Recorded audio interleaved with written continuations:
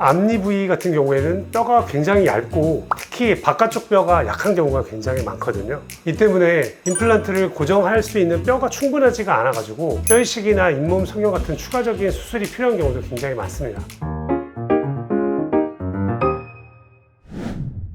안녕하세요. 임플란트 달인 임달 박영진입니다. 많은 분들이 임플란트는 어금니가 더 어렵고 앞니는 더 쉽다고 생각하시는 경우가 많은데 사실은 그 반대거든요. 앞니 임플란트는 친미성과 기능을 동시에 만족시켜야 되기 때문에 오히려 훨씬 더 까다롭다고 볼 수 있어요. 오늘은 앞니 임플란트가 왜 더 어려운지, 어떤 점을 주의해야 좋은 결과를 얻을 수 있는지에 대해서 여러분들께 설명을 드리도록 하겠습니다. 앞니는 웃거나 말할 때 가장 잘 보이는 치아이기도 하고 조금만 어색해도 바로 티가 나거든요. 그래서 앞니 임플란트에서는 기능뿐만 아니라 심미적인 요소도 무엇보다도 중요합니다. 치아의 모양이라든지 길이, 색상, 투명도는 물론이고 잇몸 선까지 자연스러워야 되거든요. 양옆 치아와 조화를 이루지를 못하면 멀리서 봐도 어색해 보입니다. 그래서 앞니 임플란트는 단순히 치아 하나를 심는 문제가 아니고 환자분의 인상 전체를 좌우하는 치료라고 할 수가 있죠. 사람마다 이빨 색이 다 다르잖아요. 네.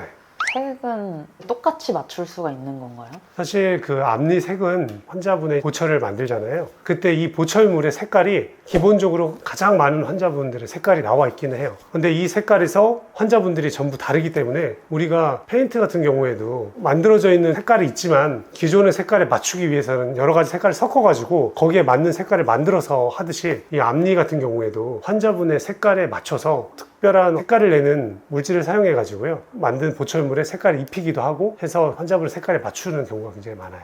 가까이서 봐도 티가 안 나나요?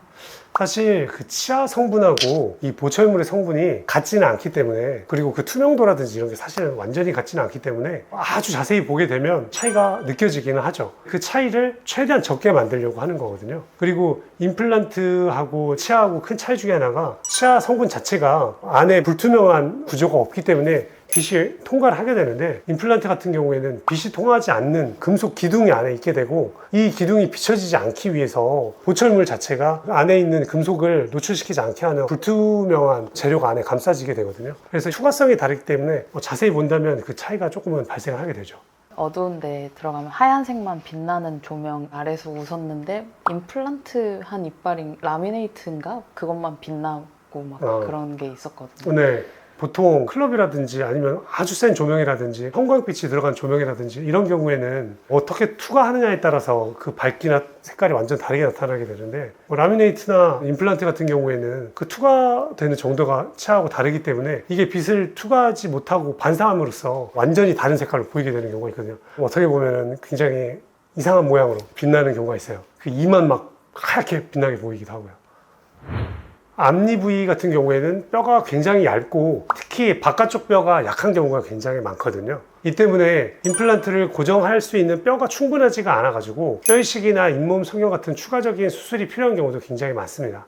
또 일반적으로 어금니와는 다르게 그 씹는 힘이 방향이 다르게 되는데요. 어금니 같은 경우에는 위아래로 눌리는 수직적인 힘을 받지만은 앞니는 꽉 물게 되면 옆으로 미는 힘이 굉장히 많이 작용하게 돼요. 그래서 임플란트가 받는 하중이 훨씬 조절하기가 까다롭고 각도를 정밀하게 잡아야지만 안정적으로 오래 사용할 수가 있습니다. 조금만 각도가 잘못돼도 임플란트가 흔들리거나 나사가 풀리거나 오래가지 못할 수가 있거든요. 그래서 앞니 임플란트는 숙련된 기술과 경험이 필수적입니다. 앞니 임플란트를 잘못하게 되면 어떤 문제가 생길지 말씀을 드릴 텐데요. 첫 번째는 잇몸이 내려가면서 임플란트 기둥이나 뿌리가 드러나는 경우가 있습니다. 금속이 비쳐 보이거나 치아 길이가 들쑥날쑥해져 가지고 심미적으로 큰 불만족을 주게 되거든요. 두 번째로는 양옆 치아와 조화가 맞지 않아서 길이나 각도, 색이 어색하게 보일 수가 있어요. 이는 환자분이 웃거나 말할 때 바로 눈에 띄기 때문에 만족도가 굉장히 크게 떨어질 수가 있습니다. 세 번째는 기능적인 문제인데요. 힘을 제대로 분산시키지 못하게 되면 앞니가 흔들리거나 빠지거나 심지어는 탈락할 수도 있기 때문에 이 부분에 대해서도 큰 문제가 발생할 수 있죠. 앞니 임플란트에서는 작은 실수 하나가 환자분의 외모라든지 기능, 심리적인 만족도까지 모두 좌우하게 되거든요. 앞니 임플란트 같은 경우에는 앞서 말씀드린 대로 굉장히 예민하고 까다로운 조건을 맞춰야 되기 때문에 반드시 경험이 풍부한 의료진한테 받으시는 걸 추천드리고요. 단순히 임플란트를 많이 심어본 경험이 아니고 앞니 심미 임플란트를 얼마나 많이 다뤄봤는지도 굉장히 중요합니다. 치료 과정에서 뼈와 잇몸을 동시에 고려하고 심미적인 보철물 디자인까지 신경 써서 해야 되기 때문에 일반적인 임플란트보다는 훨씬 섬세한 치료 계획이 필요하고요. 또 잇몸 이식이라든지 하는 추가적인 치료가 이어지는 경우도 굉장히 많습니다. 실제로 진료실에서 앞니니까 뭐 쉽겠지 하고 가볍게 생각하고 치료를 하셨다가 실패하고 저희 병원으로 받으러 오시는 환자분도 적지 않으시고요. 이런 경우는 뼈가 이미 흡수되거나 형태가 너무 많이 무너져 가지고 더 큰 수술이 필요하기 때문에 처음부터 제대로 하는 게 가장 중요하다고 할 수 있습니다. 앞니 임플란트는 어금니보다 훨씬 까다로운 치료이고 심미성과 기능을 동시에 만족시켜야 하고 작은 오차도 눈에 바로 띄기 때문에 굉장히 까다롭고 어려운 치료라고 할 수 있습니다. 따라서 앞니 임플란트를 계획하고 계시다면 꼭 경험이 많고 전문성이 있는 의료진과 충분히 상의하시길 권해드리고요. 그래야 자연스럽고 만족스러운 결과를 얻으실 수가 있어요. 도움이 되셨다면 구독과 좋아요 부탁드리고요. 궁금한 점은 치과로 연락을 주시거나 댓글로 남겨주십시오. 다음 영상에서 더 좋은 정보로 찾아뵙도록 하겠습니다. 안녕히 계세요.